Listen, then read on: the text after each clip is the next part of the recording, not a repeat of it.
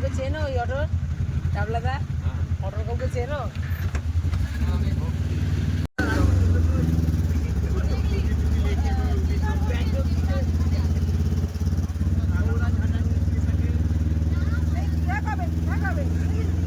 দীঘা হবে না,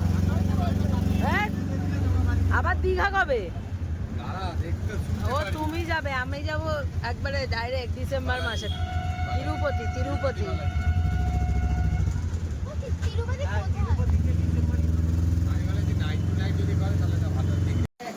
সে তো বাসেই সব কিনে দেবো। আসতেই শুরু করো না, থাকবো এখানে এখন কদিন বাবান। এই তো অনেকটা দূর, আমরা অন্য জায়গা থেকে এসেছি। কত কি আছে।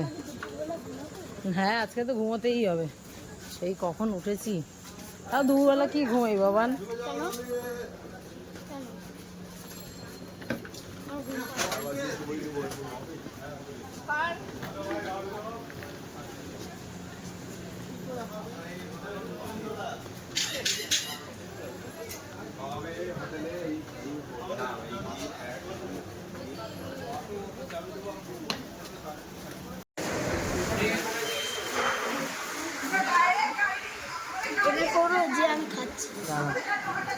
ছোটদা, এই তুমি ওই জায়গাটা নেমেছো কেন? ওখান দিয়ে হাতটা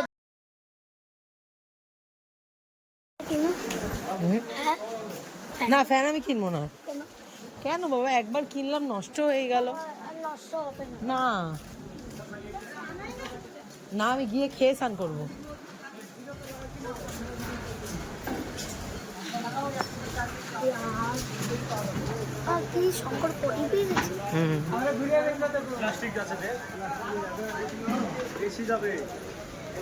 ওরে কে রে,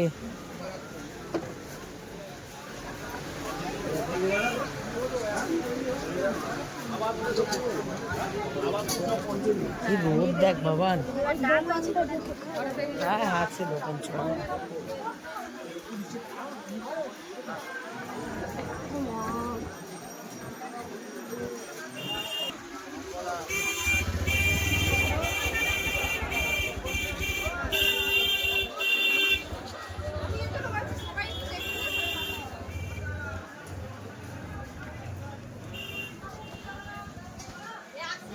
এই রাস্তাটা দিয়ে আমরা যাচ্ছি হচ্ছে বেঙ্গল লজে, মানে যেখানে আমাদের সবাই বাদবাকি সদস্যরা রয়েছে। যেহেতু বেঙ্গল লজে মানে বেশি লোক থাকা যাচ্ছে না, তাই জন্যই আমরা সুশান্ত লজে নিয়েছি। আর ওখান থেকে একটু হেঁটে এলেই বেঙ্গল লজ। আর সেই বেঙ্গল লজটা একদম শ্মশানের সামনে, মহাশ্মশানের সামনে। তো সেখানেই এখন যাচ্ছি দুপুরের লাঞ্চটা সারতে। দেখো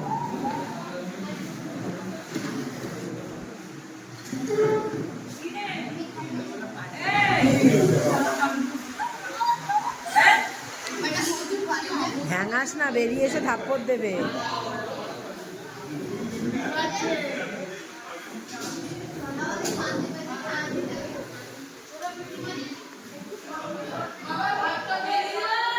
একজন জামা খুলো, আয়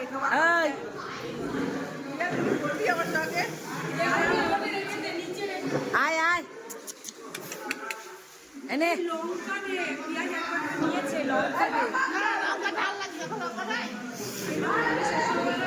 দেখো কি, আচ্ছা পদ্মটা দেখো, হাত দেয় না।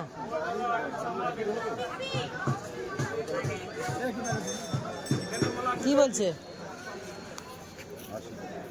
80 দেয়নি। আমরা আজকে 4টের সময় পুজো দিয়ে নিয়েছি। এখন আমরা ঢুকছি মহাশ্মশানের ভেতরে। ওখানে এখন প্রদীপ প্রজ্বলন হবে, ধূপ ধরাবো। তো এখন ঢুকছি আমরা এই শ্মশানের ভিতর দিয়ে, আমি, বিভান আর আরেকটা দিদি। চলো গিয়ে দেখি। দাঁড়া বাবা, খুব অন্ধকার আছে, প্রচন্ড অন্ধকার এখানে। এত আলো আগে তো একদমই থাকতো না, এখন তবু একটু একটু আলো দেখা যায়। বৃষ্টি হওয়াতে জলে জল অবস্থা। বাবা চলো, হাত ধরে চলো। আগে এই সব জায়গায় ঘুটঘুটে অন্ধকার থাকতো, মানে একটা আলো দেখা যেত না, টর্চের আলো জেলে জেলে যেতে হতো। কিন্তু এখন তবু একটু একটু আলো ভেতরে ঢোকানো হয়েছে, যার জন্য দেখতে অতটা অসুবিধা হচ্ছে না।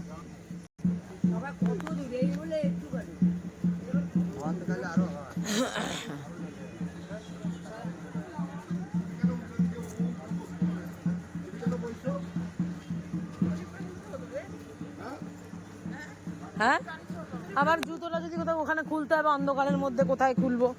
আর দেখতেও পারবো না। হ্যাঁ, ওরা কি করেছে তো বুঝতে পারছি না, আমরা তো ছেড়ে চলে এসছে আগে।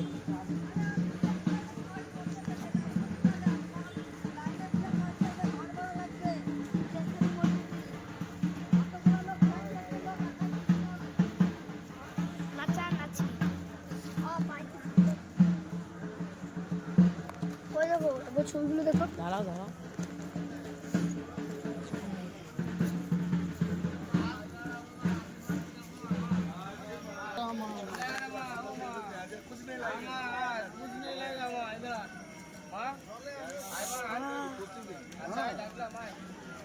বাবা পা কেদা কেদা করছে গো মিছুদি। আরে চল বে, এগোবে কি করে? এই তোরে ক্রস করে ঘোর।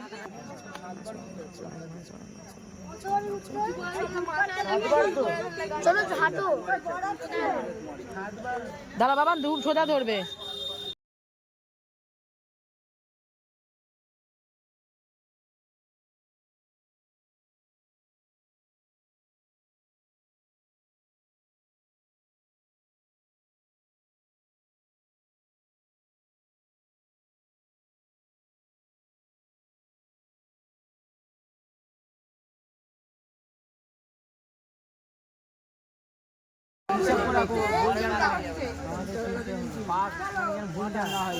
তিনটে ঘুরেছো?